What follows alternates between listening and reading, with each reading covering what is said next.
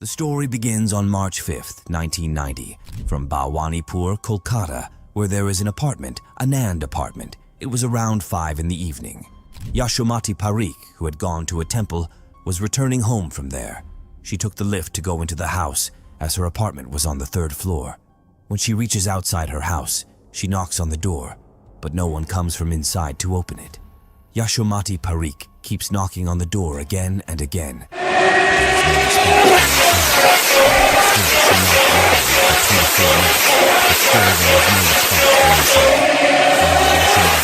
Feeling very scared, so she knocked loudly. She knocks the door and makes loud noises, but no sound comes from inside. Due to the noise, people start gathering outside. Now, do you know who is inside the house?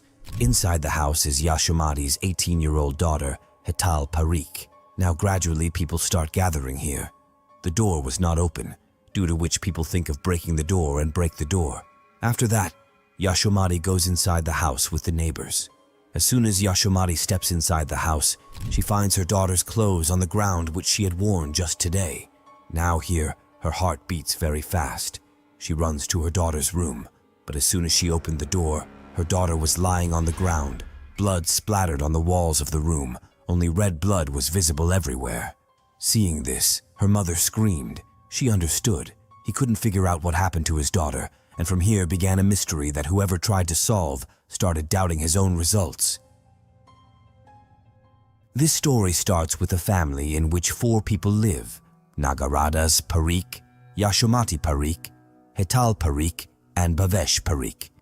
Nagardas and Bhavesh had a jewelry shop which was running a good business. Yashomati Parik was a housewife, and her daughter Hatal Parik was a 10th class student at Valley Goldsmith School.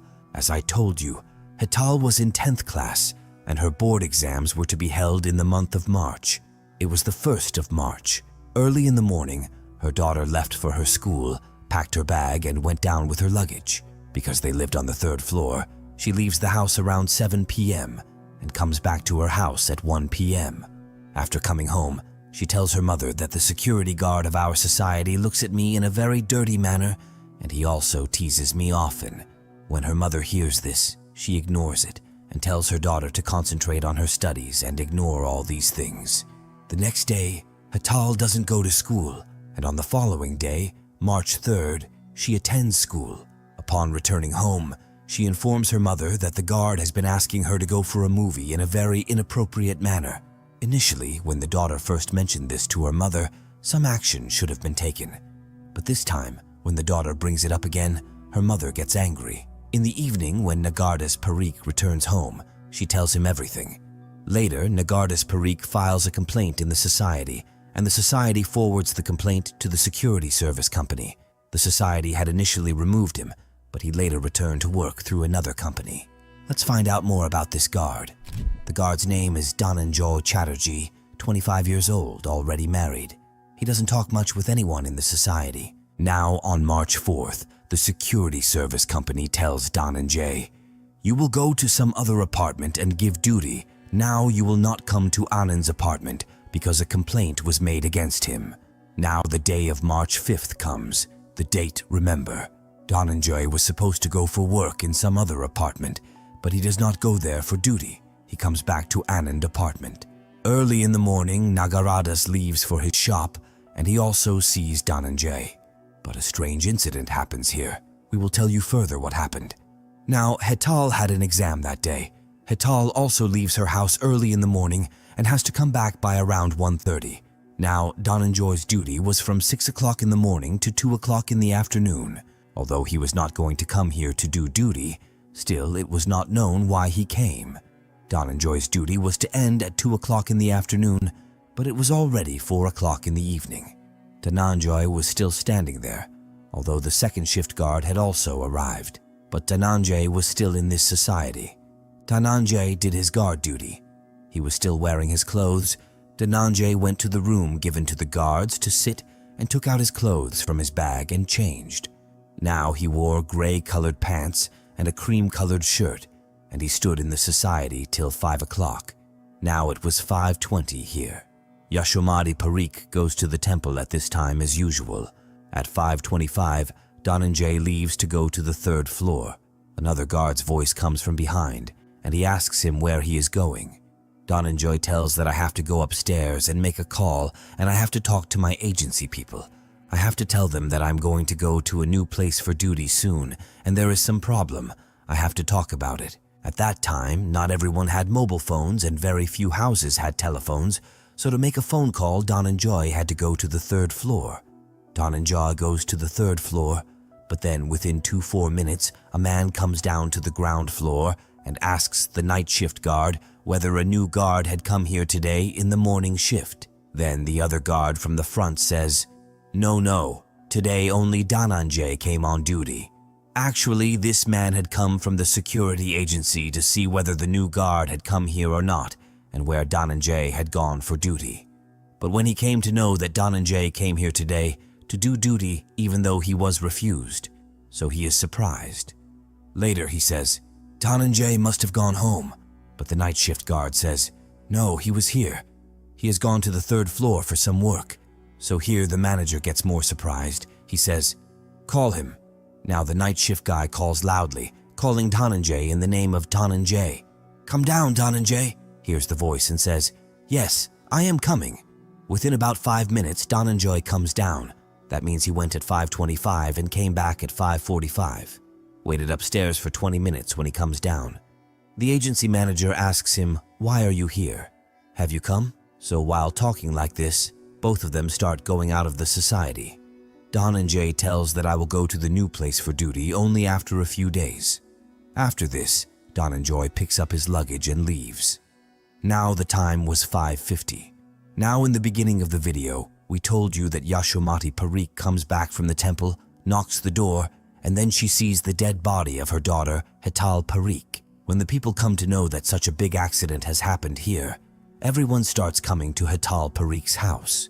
Father Nagar Das and Bhavesh are also called. At home, now slowly everyone was coming. Only the police's arrival was pending. Around 9 o'clock, the police also arrived and started their work. But at this time, quite a few people had already reached the crime scene. The police sent the body for post-mortem and collected the evidence found here. Now, under the name of evidence, they find a button from a shirt, which was a cream-colored shirt, along with 2 or 3 other normal items. On March 6th, the next day, the story begins here. Father Nagardas is asked, Do you suspect anyone? Nagardas reveals that in our society, there's a guard named Dhananjay. I'm suspicious of him because he harassed my daughter and even asked her to watch a movie. He filed a complaint against him in the society and they transferred him to another place. Perhaps he did this disgusting act to vent his anger. Later, Maya Shyamoti is also called, and she tells the same story. Just a few elements are added. The story was that Dhananjay used to harass their daughter. Yashomati says that a watch was also stolen from our house, probably yesterday, and along with it, she mentioned that the liftman saw Dhananjay Chatterjee going towards our house upstairs. Now the police summons the liftman. The liftman says, Around 5:45, I saw Dhananjay Chatterjee going downstairs, but when he must have come upstairs, maybe I was in the bathroom at that time. I didn't see him going upstairs, but Hital's mother had said that the liftman saw him going towards our house. Well, now the night shift guard is questioned, and he says that from 5:25 to 5:45, Dhananjay went upstairs, and my manager also came at that time. So the police summons that manager. Now the manager explains that Dhananjay had been transferred, but he came here for duty. When I found out, I called Dhananjay, and when he heard the call, he said, I am coming. Then he came down, and I asked why he came here for duty. He explained that he had to go to the village this evening, so I came here for duty at a new place for a day. After that, the manager explains that Dhananjay took his bag and went to watch a movie. After watching the movie, he had a train ticket for the evening, so he went to his village from there. Now the police ask why he suddenly went to the village, and the manager tells them that there is a ritual or tradition in their family as a child was born there, and he was going to fulfill that. It's unclear how many days he stayed there. Then comes the post-mortem report. The post-mortem reveals 21 wounds on the body, and there has been sexual intercourse. Remember this term carefully. It is mentioned that he was strangled. Subsequently, on May 12, 1990, approximately 2 months later, the police go to Dhananjay Chatterjee's village and arrest him. Along with him, the police find clothes that he wore on March 5th and a watch that matches with it. Now let's find out what happened according to the police on March 5th.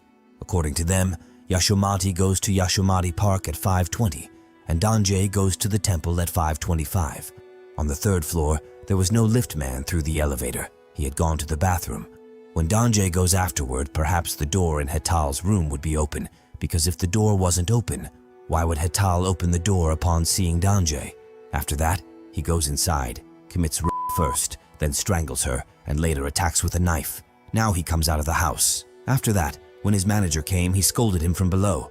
Dhananjay, standing there, had said, "I'll be there in a hurry." Then he must have come down.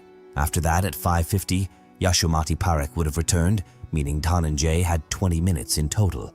But between all this, there are puzzles that you'll find out now. So far, everyone who knew the story was against Dhananjay, and all evidence was pointing against him. You also consider Dhananjay the murderer. Absolutely correct. Keeping all these things in mind, the case against Dhananjay begins. See, it is shown here that Dhananjay had a motive to kill Hatal, and he found the button of the yellow shirt from Hatal's room, which he was wearing at that time. Behind this, there is another story. Later, a watch stolen from Hatal's house was found with Dhananjay. They also tell a very big story behind it. With this, one thing I didn't tell you. On March 5th, when the police first entered Hatal's house, they found a cream-colored shirt button there, along with a chain. When the police asked, "Whose chain is this?" Yashomati said, "It's not ours, but the person who cleans here says it's mine." After that, she says that I had gifted this chain to Dhananjay. Now, in front of the police, there is a chain that has fallen from Dhananjay. Dhananjay also picked up a watch which he had recovered and also found a button from Hatal's shirt. Because of this, Dhananjay receives the death penalty for the first time here. He had 3 charges: murder, rape, and theft. Dhananjay goes to the High Court where the same sentence is maintained. After the High Court, there is also a sentence in the Supreme Court. After that, a mercy petition is filed in front of the President of India, but it is rejected. In other words, now Dhananjay's hanging was fixed, and it took 14 years to do all this.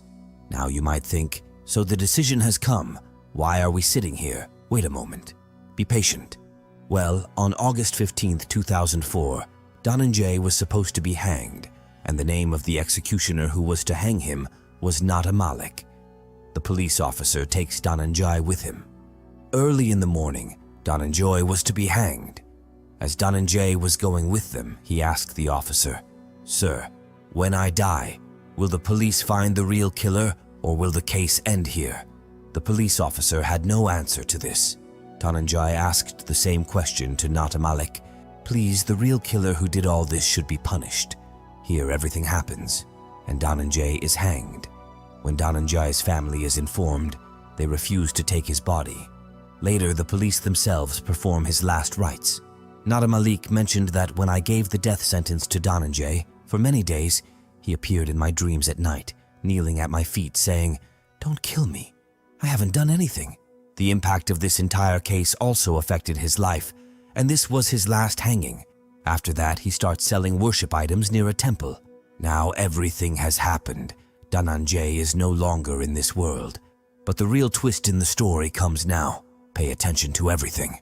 At 5:20, Yashomati goes to the temple. That's fine. At 5:25, Dhananjay goes upstairs. The lift man wasn't there before, and he mentioned this.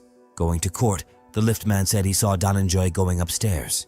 Let's assume he saw it. After that, Dhananjay goes to Hatal's house.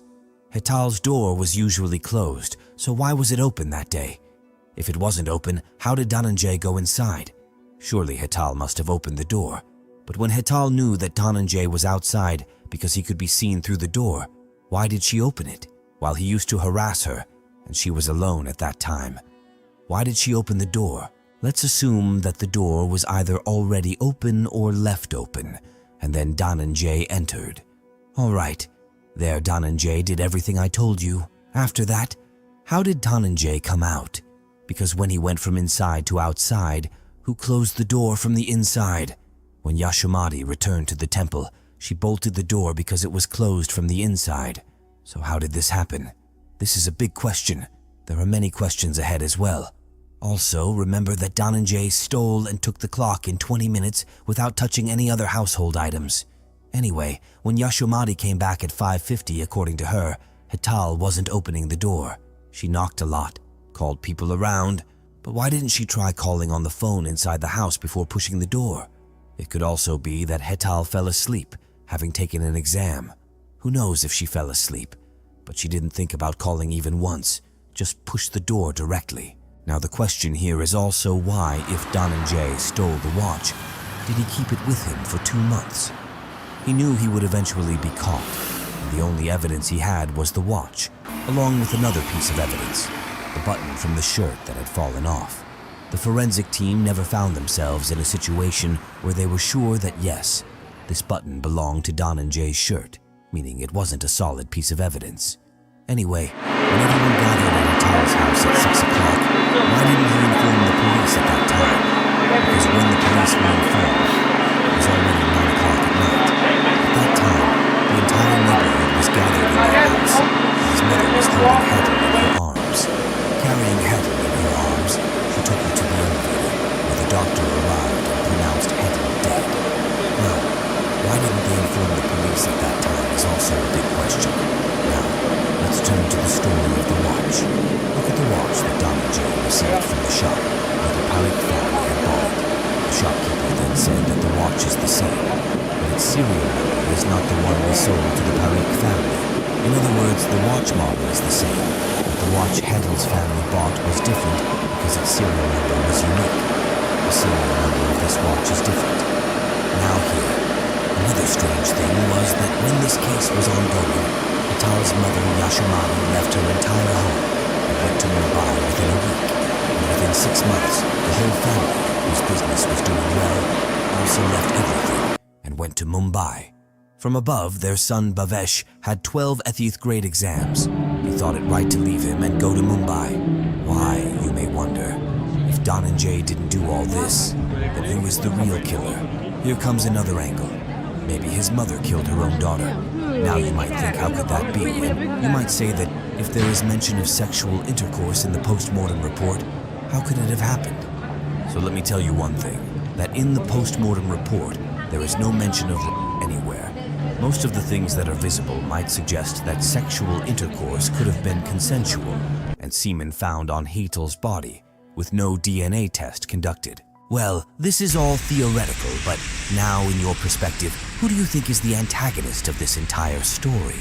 Ultimately, who took the life of that poor girl with so many dreams? Perhaps she didn't know what she wanted to do in life. It's possible that Dhananjay killed her, but it's also possible that an innocent person had to sleep the eternal sleep today. What's your opinion about this society's influence on it?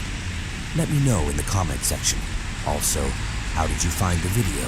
Share your thoughts.